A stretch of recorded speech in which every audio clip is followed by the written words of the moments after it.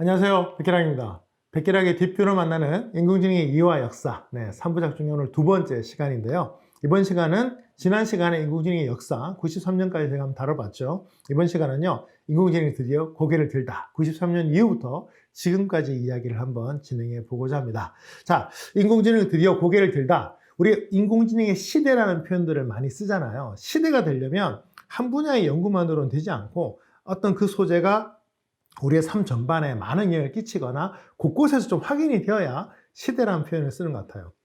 그런 점에서는 이제 93년 이후에 인공지능이 드디어 학자들의 연구, 특정 지역, 특정 대학, 특정 기관의 산물이 아니라 우리 사회 공간, 우리 삶 전체에서 드디어 관찰되어지고 영향이 끼쳐지기 때문에 이제 인공지능의 시대가 열렸다라는 표현도 들 수 있을 것 같고요. 이제 본격적으로 인공지능이라는 분야가 별도의 어떤 분야처럼 전문화되어서 발전한 시기가 이제 93년 이후라고 말씀을 드릴 수가 있을 것 같아요. 한번 살펴보도록 하겠습니다. 대표적인 사건이죠. 1997년도에 놀라운 일이 벌어집니다. 자, 인공지능을 가지고 하는 많은 일들 중에 특히 컴퓨터나 많은 것들 중에요. 많은 게임들이 있습니다. 우리가 게임을 개발하는 개발자들은요. 사람보다 게임을 더 잘할 수 있는 기계를 만들려고 노력을 하죠. 대표적인 게 체스, 장기, 바둑 이런 인간이 아주 오래전부터 즐겼던 전통적인 게임들을 어떻게 하면 컴퓨터가 이기게 할까 연구를 많이 했는데요. 드디어 1997년도에 IBM의 딥블루가 드디어 그 당시 세계 최강의 체스 전문가라고 말할 수 있는 카스파로프를 이기는데 성공을 합니다. 이게 바로 1997년도 역할이에요. 인공지능의 발달을 얘기하다 보면 IBM이라는 회사가 이제 본격적으로 등장을 하는데요. 원래 유명한 회사죠. 인터내셔널 비즈니스 머신의 약자가 IBM이거든요. 이제 축약해서 IBM이라 부르는데 원래 대기업용 전통적인 은행이나 메인프레임이라 부르는 영역에서는 세계 최고의 기업 중에 하나입니다. 지금은 하드웨어 부분을 거의 다 팔았고 지금 IBM 우리가 말하는 퍼스널 컴퓨터를 사실상 처음 기획하고 전 세계에 퍼뜨려낸 것도 IBM이기 때문에 IBM의 역사와 컴퓨터의 역사를 뺄 수가 없는데요. 드디어 인공지능 분야에서도 IBM이 드디어 등장하게 되는 거죠. 그런 점에서는 이 딥블루의 등장은요, 사실 충격적이었지만 사실 체스 정도는 조만간에 아마 이기지 않을까라는 생각을 했지만 그래도 막상 사람이 지고 나서 사람들이 충격을 받게 되죠. 체스 같은 경우는 우리나라 사람들이 잘 즐기진 않지만 저도 저희 아들하고 가끔씩 즐기는 정도고 외국에서는 굉장히 유명한 게임이잖아요. 유럽에서도 꽤 유명한 게임인데 이런 즉 사람이 평상시에 많이 쓰고 있는 분야에서 기기가 들어와서 대체를 하기 시작하자 사람들이 놀라게 되는 거죠. 그런 점에서 1997년도는 드디어 인공지능이 우리 사회에, 우리 생활에 등장한 시기가 아닌가 생각을 하고요. 하지만 그 당시에 딥블루가 과연 지금의 개념의 인공지능이냐, 인공지능의 어떤 요소가 들어있었다 정도지 사실 체스 전문 컴퓨터 기계라고 해도 과언이 아니었습니다. 하지만 그때 쓰였던 많은 기법들이 또 다른 인공지능 기법에 영향을 주기 시작을 했기 때문에 그 점에서는 굉장히 중요한 사건이지 않나 생각이 드네요. 2005년 또 놀라운 일이 벌어집니다. 자, 여러분 DARPA라고 하죠. DARPA. 언제 등장하냐면요. 군사 전문가라든가 밀리터리 매니아 분들 아마 DARPA 굉장히 많이 들었을 거예요. 미국에서 운영하고 있는 고등 국방과학연구소 정도, 우리나라의 ADD 정도 되는 국방과학연구소 같은 기관인데요. 미래 전장에서 필요한 무기라든가 체계를 연구하는 굉장히 유명한 기관이고요. 이 기관에서 연구하는 많은 무기들 때문에 UFO로 오인받는 경우도 많은 그만큼 미래지향적인 연구들을 많이 하는 곳인데 이 다르파가 2004년도에 그랜드 챌린지를 개최합니다. 이게 뭐냐면 사막의 특정 지점을 정해놓고 이 길을 완주를 하는데 사람이 운전하지 않고 기계만으로 운전시켜서 끝까지 가는데 성공한 자동차나 연구소에게 상금을 주는 거죠. 자, 이런 것들을 시작했는데 2004년도에는 많은 자동차들이 실패를 했는데요. 놀랍게도 단 1년 만에 2005년도에 스탠포드 레이스팀의 스탠리라는 이 자율주행차가 드디어 사막을 가로질러서 우승을 해버린다는 거죠. 단 1년 만입니다. 그리고 그때 세바스찬 스린이라는 그 연구원 중에 한 명은요, 스탠포드 인공지능 연구소의 최연소 인공지능 연구소장이 될 정도의 놀라운 역할들을 하기 시작을 합니다. 중요한 것은 로봇 자동차가 드디어 스스로 운전을 했다는 건데요. 여러분, 사막을 한번 보세요. 이게 일반 도로하고 좀 틀리잖아요. 일단은 주변에 자동차가 별로 없을 것 같고요. 도로스럽진 않지만 대충 닦아놓은 길이 있을 것 같고, 그 다음에 특이한 점은 모래사막이 많기 때문에 높낮이 조절을 잘해야 될 것 같고요. 균형 조절이라든가. 아무튼 기존의 자동차에서는 일단 쓰지 않았던 여러 개념들이 기계화되는 데 성공했다는 점. 지금 이제 이 사진이 그 당시 쓰였던 자동차의 모습 중에 하나인데요. 그런 점에서는 그때 그 대회에서 드디어 지금 우리가 말하는 자율주행차 같은 개념들이 등장해서 드디어 실용성을 검증했다는 점이 중요하고요. 2007년도에는 다르파가 바로 도시 챌린지까지 성공을 시켜서 실제로 자동차까지 완주하는 데 성공을 했다고 합니다. 물론 지금처럼 뭐 사람이 막 오가는 길에 함부로 가지는 않았겠지만 일단 2007년도라면 지금으로부터 한 10여 년, 20년도 전이잖아요. 그런 점에서는 생각보다 굉장히 빠른 시간 안에 자율주행도 개발해서 등장했다는 점이고요. 기존의 인공지능이 뭐 언어라든가 데이터 처리만 생각을 했다면 보시다시피 이제 이미지 처리, 그 다음에 위치, 그 다음에 고도, 그 다음에 각도, 균형, 아주 다양한 데이터를 동시에 처리하지 않으면 할 수 없는 게 바로 자율주행이기 때문에 이런 점에서도 이제 기존의 인공지능에서 한 차원 뛰어넘지 않았나 생각하는 게 바로 2005년도의 일입니다. 그리고 2006년도에 몬테카를로 트리 탐색이라는 새로운 알고리즘이 등장해서 인공지능의 발전을 또 돕기 시작하고요. 넷플릭스 잘 아시죠? 요즘 넷플릭스도 모르시는 분들 별로 없을 것 같아요. 뭐 미드까지는 아니어도 영화 좀 본다는 분들, 그리고 코로나19 시대에 가장 성공한 대표적인 기업이 넷플릭스 아니겠습니까? 이 넷플릭스가 최근의 기업 같지만 2006년도에 인공지능 업계에 굉장히 유명한 이벤트를 만들어냅니다. 뭐냐면 영화를 추천하는 알고리즘을 정말 잘 만들어주면 100만 달러를 내겠다고 상금을 제시했어요. 지금도 100만 달러 그러면 돈이 큰 액수인데요. 여러분 2006년도에 100만 달러예요. 그래서 그때부터 많은 연구원들이 넷플릭스의 데이터를 가지고 데이터 분석을 해서 영화 추천 알고리즘을 만들어냈고 지금 여러분들 넷플릭스를 만나는 그 곳곳에 그 추천 알고리즘이 들어가서 넷플릭스의 어떤 발전에 도움을 줬다는 거죠. 그 당시에 그 100만 달러라는 상금이 큰 돈이긴 했지만 넷플릭스의 성공을 본다면 정말 아주 기가 막힌 이벤트가 아니었나 싶고요. 중요한 것은 이 이벤트 덕분에 많은 데이터를 공개했잖아요. 이 데이터 덕분에 많은 사람들이 데이터 분석, 처리, 그 다음에 알고리즘 연구에 많은 발전을 할 수 있었다는 점에서 2006년도에 굉장히 중요한 사건이 이루어집니다. 그리고 또 몇 년 뒤죠? 2011년도에 IBM 왓슨이, IBM 왓슨이 앞에 뭐가 있었죠? 네, 딥블루 있었죠? 네, 이제 뭐죠? 네, 퀴즈 대회에서 우승을 합니다. 자, 딥블루는 체스 전문 기계인데요. 왓슨은 언어 처리고 약간 범용적인 인공지능에 가까운 인공지능이에요. 중요한 건 퀴즈 대회라는 게 뭔가 이게 단순하게 말의 뜻을 맞는 게 아니라 역으로 그 여러 가지 의미들을 조합을 해서 가야 되는데 이 왓슨이 당시 퀴즈 대회 우승자의 2명을 제치고 바로 제퍼디쇼에서 우승을 하는 바람에 사람들이 깜짝 놀란 이슈가 만들어집니다. 즉 컴퓨터가 인간의 언어를 처리할 수 있다는 것을 보여준 거죠. 앞서 우리가 암흑기대를 보면요. 기대만큼 실망이 컸다고 말씀을 드렸잖아요. 근데 인간 최고수들하고 만나서 이기는 것들이 만들어지는데 IBM은 연속 성공을 했다는 거죠. 지금 IBM이라는 회사를 아마 검색해 보시면 왓슨 사업부가 따로 있어요. 그만큼 그때부터 이 왓슨이라는 인공지능은 IBM의 주력 사업이 지금은 되어 있고요. 아마 IBM이 왓슨으로 앞으로의 미래 사회의 많은 컨설팅이라든가 지식 서비스업에 중추를 놓을 거기 때문에 IBM을 이끌어 왓슨이 되는 시대가 멀지 않지 않았나라는 생각이 드는 게 바로 이 2011년도의 사건입니다. 그리고 2011년도에 또 어떤 일이 있었냐? 일본에서는, 일본이 2000년대 초반부터 인공지능을 연구하기 시작했다는 말씀을 드렸죠. 2011년도에 과연 로봇이 도쿄대학에 입학할 수 있을까? 우리나라 같으면 인공지능이 서울대 입학할 수 있을까를 이제 놓고 준비를 시작했는데요. 약 3년 뒤죠. 2014년도에는 사립대의 80% 정도는 합격할 수 있는 수준에 도달했고요. 안타깝지만 2016년도에 도쿄대학 프로젝트는 종료가 됩니다. 일단 도쿄대학 합격은 인공지능이 힘들다는 결론을 냈다는 건데요. 이거죠. 그러니까 최고 대학에 들어갈 만큼은 아닌데요. 적어도 상위권 10에서 20%만 제외한다면 웬만한 대학은 다 가는.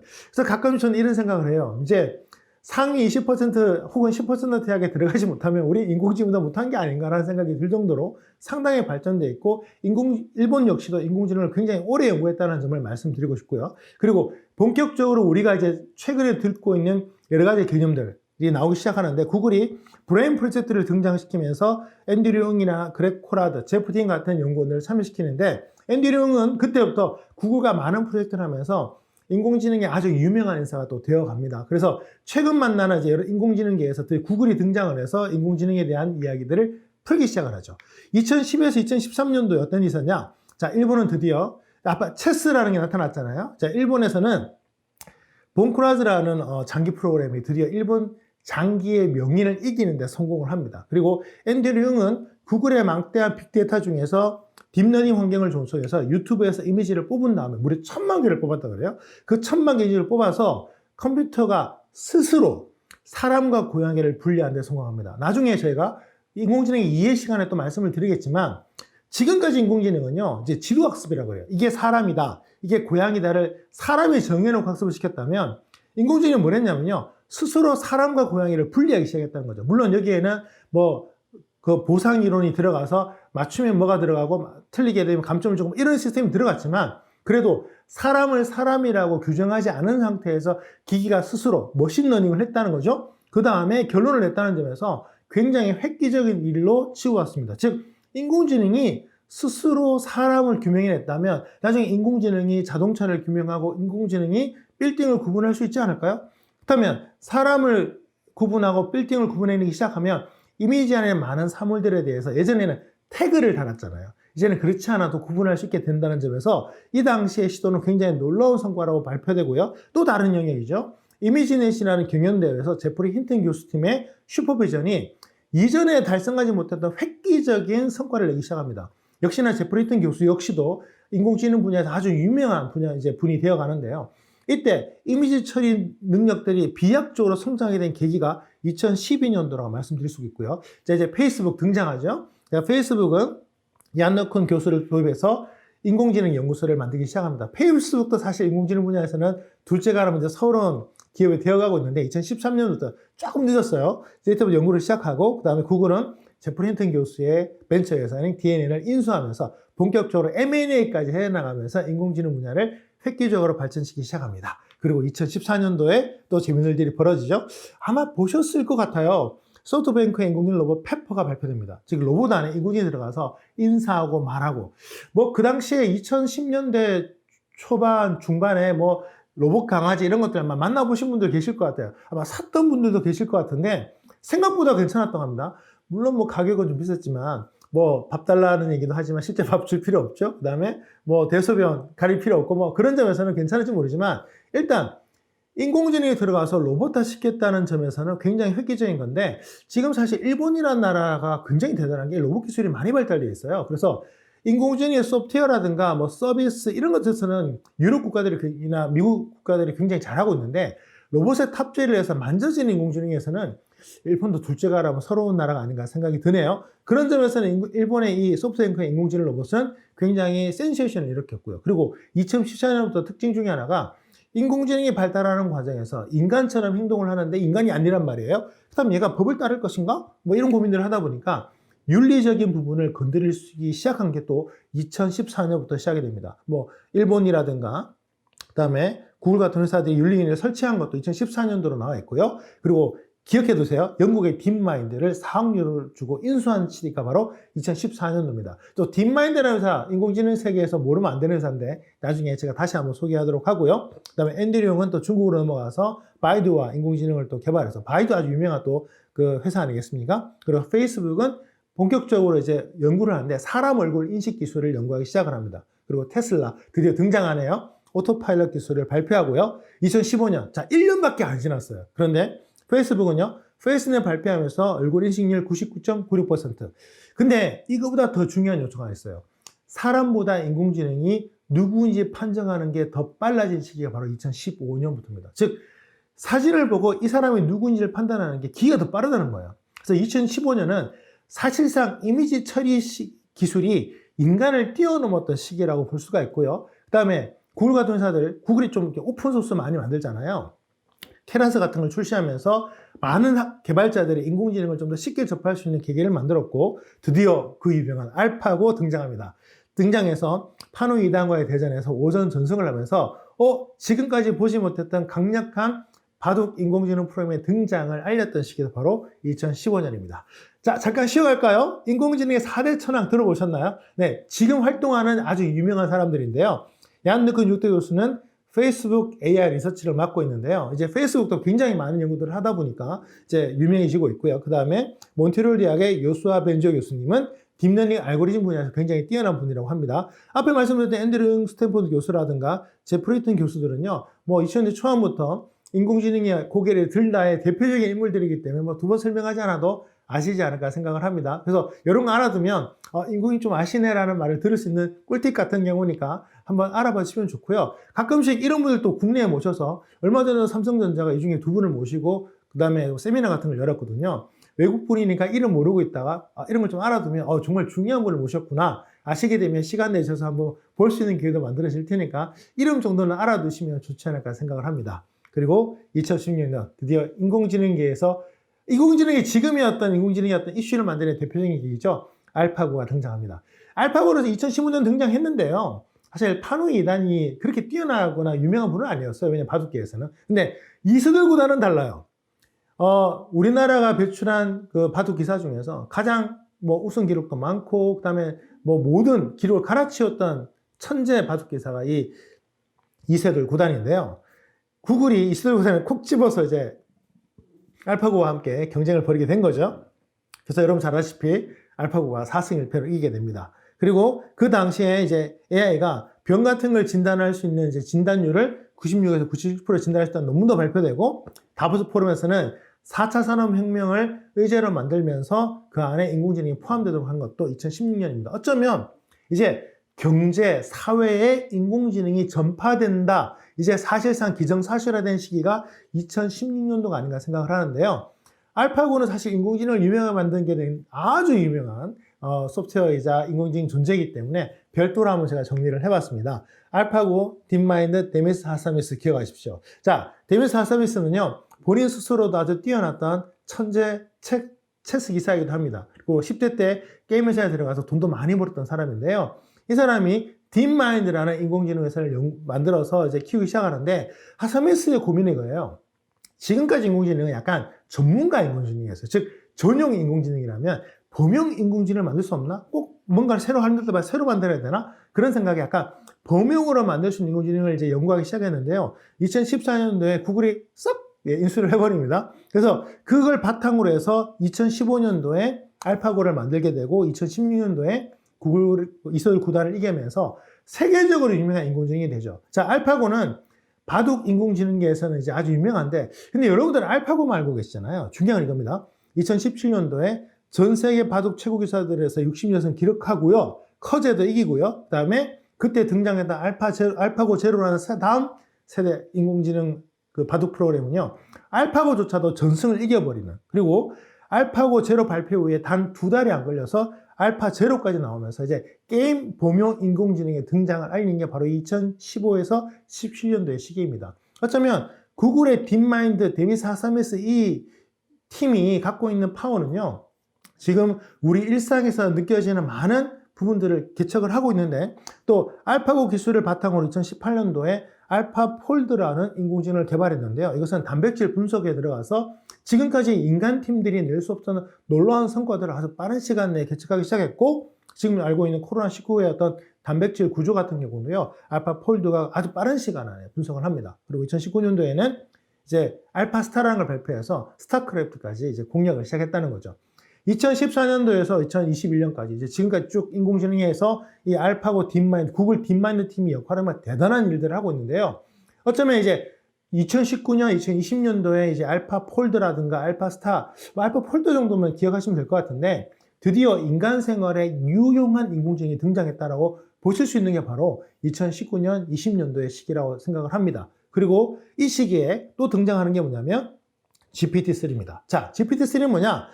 Generation Pre-trained Transformer라고 표현하는데 1, 2, 3이 있어요. 그래서 3이 굉장히 중요한데, 왜냐면 가장 끝에 발표됐고요. 성능이 너무 뛰어나서 뭐랄까, 인공지능을 연구하는 사람들한테 허탈감을 안겨줄 정도로 굉장한 인공지능입니다. 언어 처리의 특징을 갖고 있는데요. 개발 비용이 정확하게 발표는 안 됐지만 500만 달러? 어떤 분들은 1000억이 넘게끔 들어가서 아마 개발되었을 것이라고 말할 정도로 막대한 연구비가 들어갔고, 많은 유명한 사람들이 여기에 투자를 했습니다. 우리가 알고 있는 테슬라의 CEO도 여기에 투자를 했고, MS도 투자를 했습니다.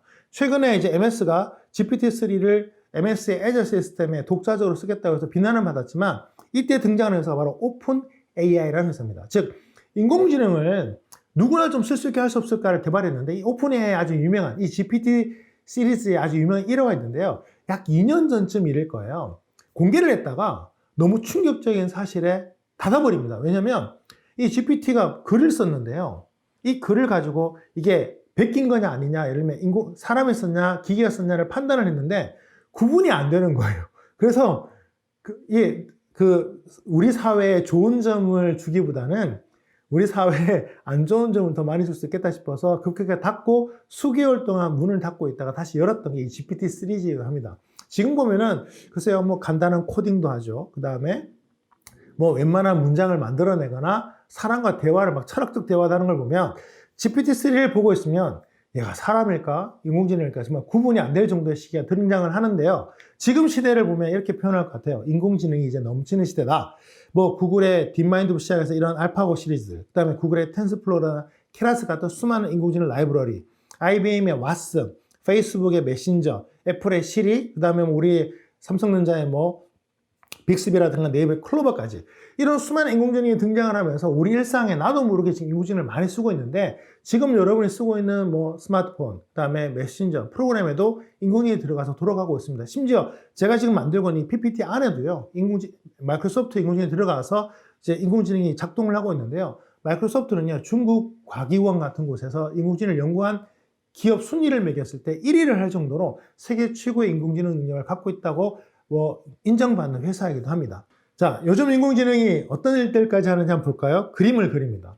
그림을 그렸더니 경매에 낙찰까지 되네요. 무려 5억 가까운 돈입니다. 음악을 작곡하기도 하고요. 영화의 대본을 씁니다. 그래서 2016년도에 인공지능이 쓴 대본을 바탕으로 선스프링이라는 영화가 개봉되고요. 운전도 하죠. 자율주행 같은 거 하고요. 그 다음에 주식 투자하는 인공지능이 이제 흔해 빠졌잖아요. 요즘 증권사들 중에 뭐 주식 투자하는 알고리즘이 없는 인공지능 뭐 쓰지 않는 회사 없겠죠. 그 다음에 내가 먹고 자고 마실 때 인공지능이 추천하는 거 당연하고요. 음악 추천 같은 거 빼면 안 되죠. 여러분 듣고 계신 뭐 멜론이라든가 뭐 내부의 웨이브 같은 거 듣다 보면 끊임없이 인공지능이 음악을 추천해 주지 않습니까? 이런 시대를 우리가 살고 있습니다. 정리한다면 이제는 인공지능이 본격화된 시기를 할 수가 있다는 거죠. 이제 인공지능은 본격적으로 인공지능의 시대, 우리와 인간과 함께 가는 시대가 이랬다고 해도 과언이 아니겠습니다. 그러니까 지금 이 강의를 들으시면서 처음 인공지능을 느끼신다면, 배우신다면 사실 좀 걱정스러우신 겁니다. 여러분의 삶을 빨리 바꾸셔서 이제 인공지능이라는 소재가 일상 대화 속에 들어가야 되는데, 저도 사실 지금 뭐 강의를 하고 만나다 보면 이런 시대를 살고 있는데 너무나 많은 분들이 인공지능을 다른 나라의 기처럼 느끼고 있어요. 그러다 보면 어느 날 인공지능이 내 삶에 무언가를 갉아먹기 시작했는데도 내가 모르고 지날 수가 있거든요. 도구는 아니에요. 잘 알면 참 좋은 도구인데 그런 점에서는 내가 먼저 알고 잘 활용할지를 준비해야 되는데 모르고 그 다음에 무심한 척 지나가다가 피해를 보는 상황은 안 생겨야 되지 않을까 생각을 합니다. 그 점에서는 이제 본격적으로 인공지능 시대가 열렸다는 점을 알아두시면 좋겠고요. 다음 시간에 인공지능 이해 시간을 통해서 인공지능에 들어가는 많은 개념들을 좀 간략하게 한번 정리해 보도록 하겠습니다.